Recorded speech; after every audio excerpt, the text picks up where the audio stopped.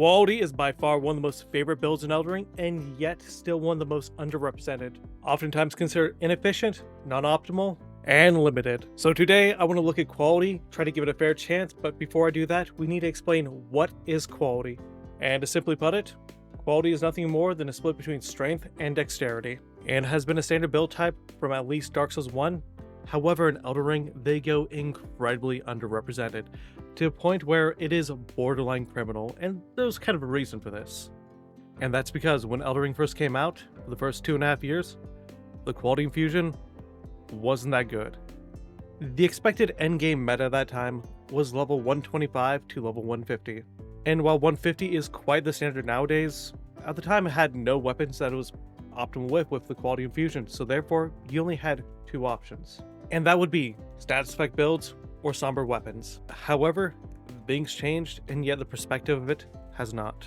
So let's go ahead and make a case for quality builds and show why they're good pretty much at every single level in the game. So today we're going to cover weapon infusions, the change in terms of the PvP and PvE meta, as well as somber weapons. And admittedly, when the game first came out, and for the first 2.5 years, yeah, the quality infusion, especially when you played when most players played the game, was terrible. Like, it was like not viable until you hit like level 175 to 200. And that is not a really good way to play the game. Specifically because when you overlevel, it kind of ruins the point of investing in stats, because everything begins to meld into one. So therefore, quality builds kind of fall into this category of overindulgence and a bit overleveled. At least when you're using the quality infusion. The blood and the cold infusion work a little differently, but we're going to get to that later. And before we dive into this anymore, you may want to ask, like, why does it matter if the quality infusion is good? It's because the quality infusion gives a level of diversity between a lot of dexterity and strength archetypes, as well as gives more build diversity, especially when it comes to things like bows, great bows, etc., etc. It is also one of the best builds for bold Ashes of War, such as Stormblade, Vacuum Slice, and it could also use things like Thunderbolt and Ice Spear better than a strength build. And yes, you're going to have to compare it to a strength build, because that's what quality builds are. They're effectively similar strength builds in terms of two-handing weapons and still doing a lot of damage. However, they get some of the benefits of dexterity builds as well, making them generally very versatile. However, the question is not if they're versatile, but rather if they're optimal. And so therefore you had to find out, where do most people play the game? And back in the day, most people played the game to about 125, maybe to 150, and if you really want to stretch it, 175. However, the DLC came out and that changed everything. The main level bracket changed from being around level 125 to 150, but beyond that, you also had another major change. And that was the change of the quality infusion scale, which made it so a lot of the weapons that didn't really do good at level 150 now do pretty good at level 150. And this goes for PvE and PvP weapons. Specifically, when you're looking at the 20-80 split, which is pretty much now the meta for a lot of players. And the weapons, while there are not that many of them, they are pretty significant weapons. Specifically, think about something like the Shamshir, right? That does best on a strength build. However, it doesn't. It does better on a quality build. Same thing with the Milady, the Knight's Greatsword, which is the best greatsword in the game, the Zweihander, as well as the best great spear in the game, the Mesmer's Soldier Spear. And so when you look at these weapons and say, like, well, you have very little options, yeah, but your options are really good. And that does a whole lot in changing the perspective of where quality is in the game. Because quality had some really good weapons before.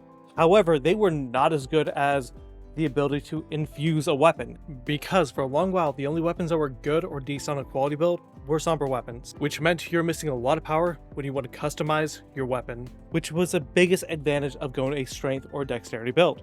But now we have some of the best PvP and PvE weapons in the game, in which scale better than the strength variant, which is a much bigger deal when it comes to PvP, especially since two-handing right now dominates PvP.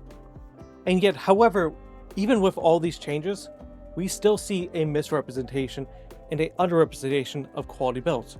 Look at somebody like Only Waifu, who really put in 20 points into dexterity and 99 points into strength for a Milady build, and went the heavy infusion, which is incredibly inefficient even with the weapons that she's using. Even as a level 150 build, it was still better to go quality than it is to go pure strength. So it does seem a bit baffling, but there's kind of a reason for this. A lot of builds, even at 200, are still better than the heavy infusion, like the Guts' Greatsword. However, in this specific case, She would have been better off splitting it between a 5960 build and going a quality build. However, the only reason why she probably didn't is because at the time and for a long while, quality wasn't efficient. You had to have about an 80-60 split for quality to actually do better than strength or dexterity in pretty much any weapon. So when I see an optimizer in which it gets this wrong because a premise was set, that is not on them. That is based on the game and the expectations set, and that is kind of the culture that we're dealing with the game right now. Because I want to ask you, what is the best Colossus sword in the game? In PvP and in PvE, I would argue that it's going to be a quality weapon, but we associate that strength. Alright, how about what is the best, light greatsword right now? Definitely, it is going to be a quality weapon. In PvP, the best greatsword right now is definitely the Knight's Greatsword. And yet, how many people do you see out there playing a quality build? How about the best curved sword right now? The Shamshir, which is the best curved sword by a long shot outside the Falx in the game. Which, guess what? How many people do you see going to quality build using a Shamshir? 0. Alright, and how about the Falx? Falx is maybe an exception. That's a dex-based curved sword. However, it performs just as well on a dexterity build as it does on a quality build, mostly due to soft caps. And you may wonder, what is the big deal about these infusible weapons that make them so important? Well, reach is of course one of them, but 2, the reason why these kind of make quality a little different, especially with the change of meta, is the fact that Ashes of War are kind of a big deal when it comes to PvP because it adds a degree of versatility and mix-up potential, especially when you look at something like Sword Dance or Pierce and Fang. And while it seems like it may be a nothing burger, it doesn't really have that much of an impact or an effect, it kind of does because it adds a degree of versatility and uniqueness to these weapons in which didn't exist before. And that gives quality what was missing for a very long time: burst damage options.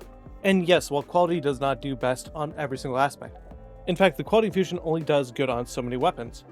However, we're kind of missing the fact that there are other type of infusions, specifically the poison, the blood, and the cold infusion, in which, here's the thing, the majority of the best weapons on these infusions are going to probably scale best with quality. I know they may seem to have that int scaling, which, yeah, they could do pretty good on the int scaling, or they may have the arcane scaling when it comes to the arcane infusions. However, they're usually better when you go a pure dex, pure strength, or quality build, and some of the best ones require either a dexterity or quality setup, with 2 exceptions being the warped axe or the sword lance. Yet if I were to ask you, how many creators have you seen running a quality build? Pretty much none. And even if they're running that 80-20 setup, and it's not because it's suboptimal, it's just because a precedent was set. That really the only option people really think of when they think of quality builds is the Bloodhound's Fang, and oftentimes people only think of that weapon in 2 contexts: speedrunners as well as noobs, because it is a very noob-friendly weapon. However, just because a weapon is noob-friendly doesn't make it a noob weapon. It helps you wrestle back priority from your opponent. People do not call the Rixasha a noob weapon, even though it serves a very similar purpose. So when you look at a lot of these infusible weapons, quality is actually doing pretty well, and while it may not be objectively the best, because honestly dexterity and strength have some really gnarly weapons, it's kind of really good. And this is before talking about things like Millicent's Prosthesis as well as Godric's Great Rune, which could push quality quite a bit higher. So one could look at this and be like, okay, cool, well, at least quality weapons have great medium class weapons and light class weapons. But oh, strength. Strength has to dominate the colossal weapons, right? The colossal swords, the colossal hammers and axes. Yeah, sorry dude, this right here is a quality W through and through. Pretty much the best colossal weapons in the game. You can look at the Fallen Star Beastjaw, the Axe of Godfrey, or the Wheel of Giza, and guess what? Those are all quality weapons. And while one could bring up, okay, how about Colossal Swords? Well, yes, Colossal Swords, specifically Gus's Greatsword, is much better on a strength build. However, the Zweihander is effectively about the same, with just a slight edge to quality. However, all the Troll Swords, as well as the Radahn's Greatswords, are all quality weapons. So you would imagine a tournament-winning optimizer in this game would play this as a quality weapon, right? Yeah, no. And you really cannot blame the content creator, you cannot blame the tournament player, but you have to blame how the weapon is designed in the game and implemented and what message it sends across. And so this right here seems like a dumb argument, because this right here is talking about like later in the game. Of course, if you have a high level bracket, quality is going to seem like a better option. However, let's go back early in the game. Let's say level 20 or 30 or 40. There's some really good quality options here, specifically the Dragon Halberd and the Dragon Scale Blade. And early on, you're pretty much going to be playing the game using the standard fusion, at least till you have about a plus 10 or plus 11 weapon. And with the exception of very few weapons, the best way to optimize that is technically a quality build. That is not to say quality builds are good throughout the game. Of course, they're going to have some really rough spots. Specifically, if you're below level 150, the quality infusion itself is going to struggle. It is not going to be viable. But just because a quality infusion doesn't work doesn't mean you don't have other options. Like I said, you have somber weapons, which some of them are not only just amazing, they're the best in class, like the Bloodhound's Fang. But in addition, you have both the Dragon Ice weapons, specifically with the Dragon Halberd and the Dragon Scale Blade, which are both incredible weapons. If you get them early on, they're going to carry you pretty much up until you get the quality infusion. Now, all this to say is that quality builds do not have their issues. They clearly do. A great example of this is the fact that a lot of the weapons require a lot of investment in terms of intelligence or fate to get certain weapon access, which while it can be supplemented through talismans, it can still be a bit prohibiting for certain build types. In addition, you lose out on a lot of opportunity to have elemental damage and even spellcasting, which is done even better on a dexterity build, specifically when you mix in a little bit of faith. However, when you go with quality build, you really don't have that access because you don't have any investment in terms of faith or intelligence or even arcane. So in terms of spellcasting ability, it's not that versatile. However, when it comes to weapons, it is the king of versatility. It could use any type of sword, any type of bow. It could use colossal weapons better than strength builds for the most part. And while it may not be objectively better than the strength and the dexterity builds, it is still a great contender for something that is pretty much on par and something that kind of goes heavily underrated. And while it could use a little bit of love to at least balance out just a little bit, right now, it's at least in a healthy spot. Hey guys, thank you for getting this far in the video. Please consider liking and subscribing, and have an awesome day. And for the future content, I'm going to go ahead and try to cover holy builds as a whole, as well as try to cover other unique build videos, especially something like a vampire build and just random cosplay builds. In addition, I've been playing a lot of Night Rain recently, and I've kind of been enjoying the game, but I want to give a decent, not review, but rather consensus on the game and its overall state. So guys, thank you for your time, and again, have an awesome day.